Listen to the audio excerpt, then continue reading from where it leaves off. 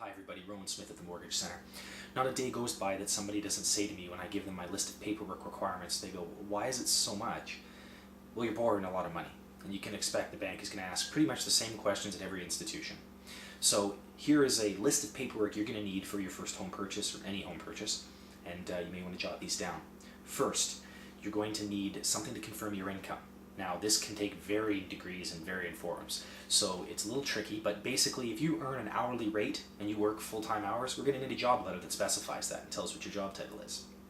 If you earn varying amounts of money, because maybe there's overtime, bonuses, incentives, profit sharing, something like that, if you need that money to qualify, then we're going to need to document it somehow. So we have to show a track record of that extra money. Generally 2 years is what they're going to be looking for.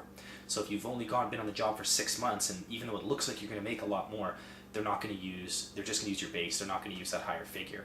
So for income, you're going to want to get the last 2 years of T4s or notices of assessment and a recent pay stub. It's generally a good idea to get your 2 most recent pay stubs because sometimes we can make that fly with certain lenders.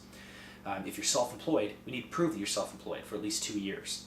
If you haven't been self-employed for 2 years, that's fine, but we have to show you've been in the industry for 2 years.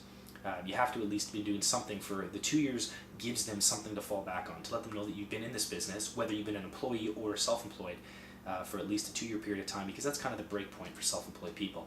You can expect us asking for things like articles of incorporation or the last 2 years of T1 generals that show you filing as a self-employed person, assuming an accountant has prepared those documents, or business licenses, GST returns, something to show us that fact. So that's for income.